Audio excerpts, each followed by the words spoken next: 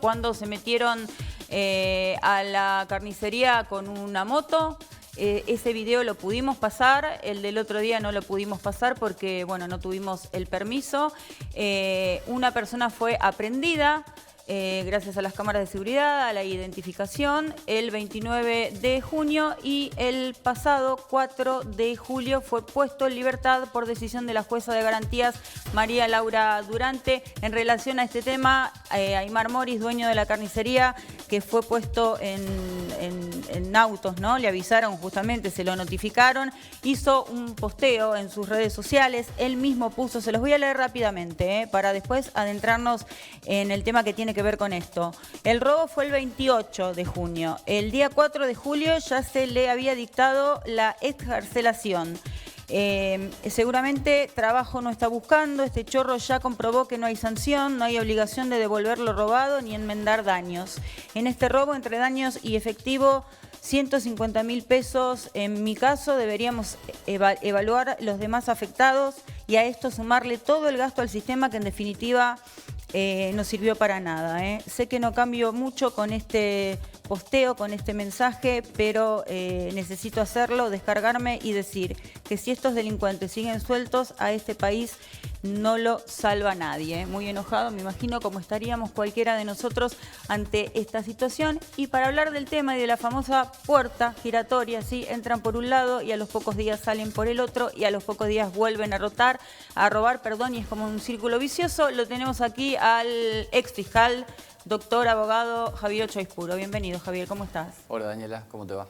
Bueno, me escuchaste hacer toda la introducción. Yo quisiera saber qué opinas al respecto. Ejerciste como fiscal muchos años acá en Junín y me imagino has pasado por situaciones similares a estas muchas veces.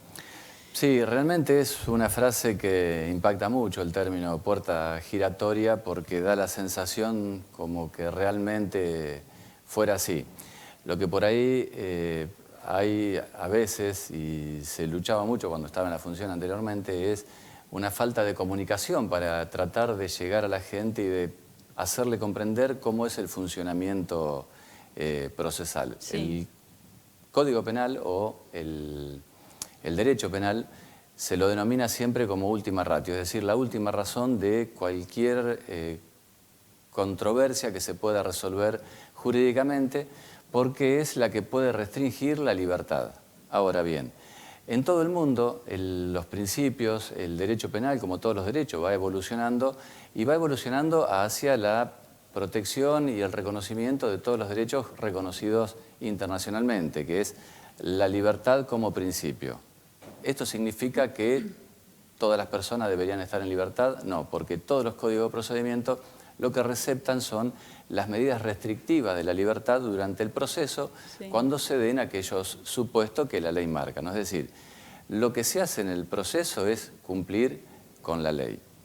Ahora bien, todo proceso, yo hace también 20 años que soy docente universitario y explico, y siempre en los trabajos buscamos edificar cualquier construcción con bases sólidas desde el inicio. ¿Qué significa? Tener buenos cimientos. Entonces, cuando hay una buena investigación, una buena instrucción que sea sólida, es difícil después que un delito que sea detenible y no escarcelable, un juez de garantía disponga una libertad. ¿Por qué? Porque estaría en curso incluso en un mal ejercicio funcional. Entonces, lo que hay que lograr es esa comunión entre justicia y seguridad para que los elementos que se incorporen sean sólidos y el juez pueda cumplir con la ley. Bien, se entendió perfectamente en lo teórico. Ahora vamos a lo práctico, ¿sí? Porque también escuchamos mucho más allá de la gente damnificada a la policía, sí, que trata de conseguir la orden de allanamiento, en este caso da positivo, encuentran lo que el ladrón se llevó, por eso lo aprenden y 3 días después la jueza lo libera. ¿Por qué lo libera? ¿No tienen pruebas suficientes? ¿Ella considera que el delito fue menor? Desconozco en el caso puntual de Aymar qué calificación tiene, qué elementos de prueba se recogieron, sí, para llegar a esta instancia. Escuché el posteo, sí, de Aymar, que realmente denota la indignación que tiene cualquier ciudadano que es víctima del delito. Sí. Esto tiene que ver también con una realidad que nos está agobiando, que es el incremento de delitos que hay y eso puede obedecer a distintos motivos, pero cuando aumenta el delito es porque efectivamente hay ausencia o hay un descuido en el tratamiento o en el abordaje de los mismos. Volviendo al tema procesal, como te decía, pueden suceder dos cosas, que no haya esa interrelación que tiene que haber entre justicia y fuerzas de seguridad, porque los trabajos de los fiscales dependen del trabajo de la fuerza de seguridad, o de la policía judicial, o de la policía secas, como quieras llamarlo. Entonces, si no hay un buen canal de diálogo, no hay una buena instrumentación, una buena directiva a seguir, a trazar un buen camino para construir lo que se llama teoría del caso y buscar los elementos de prueba en ese sentido, después el juez de garantía no le va a quedar otra salida que resolver lo que le marca la ley, porque el juez de garantía es el que analiza objetivamente todos los elementos que hay en la causa y resuelve lo que le marca la ley. No es que resuelve caprichosamente o decide modificar una calificación de manera arbitraria, sino que lo hace en base a los postulados legales. Entiendo, o sea que si partimos de la base y queremos cambiar un poco todo este proceso que termina en la liberación de un ladrón, debería cambiarse de alguna manera el Código Penal o algunos artículos. No, insisto, en el mundo, en el fuero penal, el principio de la libertad es el rector. La restricción de la libertad se da cuando se dan los supuestos, que el delito tenga, por ejemplo, que sea detenible entre su máximo y mínimo, supere los 3 años, ya el delito es detenible. Si supera eso máximo de 6, resulta escarcelable ordinariamente, y después hay supuesto de escarcelaciones extraordinarias y también supuesto de morigeraciones en casos puntuales. La ley está detallada y perfectamente escrita, sino lo que me parece que hay que profundizar es en el trabajo de construcción de esa investigación para respaldar lo que pide el fiscal y que el juez se encuentre limitado procesalmente para otorgar una libertad. Bien. Esa es la circunstancia. Y en ese caso de que el juez o la jueza no decida darle la libertad, lo que tiene que hacer es convertir la aprehensión en detención hasta que se llegue a juicio. Exactamente. Si un juez de garantía entiende que hay elementos suficientes para que la persona siga detenida, es decir, que el delito sea detenible, que no sea escarcelable, que haya los peligros de fuga que establece el Código de Procedimiento, que no tenga domicilio fijo, que tenga una condena anterior y otros requisitos que marca el Código Ritual, la jueza no va a resolver contra ley. Entonces, los elementos que tiene que tener el fiscal son los elementos procesales legítimos y válidos para poder sostener durante todo el proceso esa medida coercitiva que la víctima reclama, porque acá se presentan conflictos de distinta naturaleza. Entre la víctima, que es, como dijo recién Aymar, una pérdida económica importante en una situación económica como la que está atravesando el país, de alta inflación incontrolable, ni siquiera tratando de fijar los precios se puede domar, y esto hace que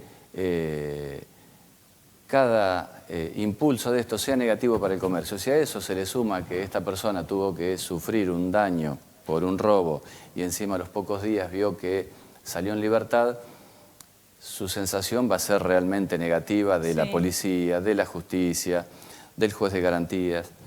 Y por ahí quizás desconozca, o no lo sé, quizás desconozca cómo es el procedimiento y le puedan informar que faltó esto, se dio esta circunstancia, no se pudo probar la violencia. Es decir, insisto, no conozco el caso en profundidad de Aymar, pero sí conozco, porque tuve 24 años en el Ministerio Público y sigo ejerciendo la abogacía y soy docente, cómo es la norma procesal y la norma sustantiva para entender esta cuestión. Es un tema mucho más complejo que necesita capacitaciones, permanentemente estar a diario en contacto con la gente que trabaja, a ver cuáles son las cosas que le faltan para poder construir esta teoría del caso que es tan importante para sostener después una detención, por ejemplo. No, sí, se entiende perfectamente. O sea, llegamos a la conclusión de que nosotros, los ciudadanos de a pie, que laburamos, o como Aymar, que tiene un comercio, y que son víctimas de delitos, obviamente que siempre la primera reacción, o sea, queremos que todos estén presos, que el que nos robó esté preso, que el que hizo de campana esté preso, y bueno, es altamente comprensible. Javier, tengo que ir terminando. Te pregunto algo más en relación a esto y después te cambio de tema antes de despedirte. Si este muchacho que acaban de liberar vuelve a robar y vuelve a robar, reincide 3 o 4 veces en estos mismos robos que suele hacer, ¿eso puede ser, digamos, de alguna manera, puede hacer a que la jueza de garantías decida no liberarlo las próximas veces? Sí, hay que ver en la situación en que fue excarcelado, si fue excarcelado. Si fue excarcelado, tiene que cumplir una serie de pautas de conductas. Sí. Entre ellas, no cometer nuevos delitos, no consumir estupefacientes, al menos en público, no estar en estado de embriaguez. Si esta persona cometiera un nuevo delito, automáticamente habría incumplido una de las condiciones que le dieron para estar excarcelado. Motivo por el cual, cuando se compruebe esa circunstancia, la Fiscalía debería pedirle al juez de garantía que revoque esa libertad. Bien. Si no fue excarcelado, hay una sospecha sobre él y por el principio de inocencia está en libertad, pero comete determinados delitos, también por reiteración puede restringirse esa libertad. Bien, te voy a preguntar puntualmente sobre un tema. Tenemos varios vecinos del barrio 11 de Julio que todos los días nos comentan que viven, les da la sensación de que están viviendo en Rosario, por el tema de narcos en el barrio, de guerras entre narcos, tiros a la noche, están asustadísimos. ¿Qué es lo que está pasando? Vos estás, te lo pregunto, o sea, ahora te corro un poco del ex fiscal y te pongo en el lugar de candidato a primer concejal, de repente.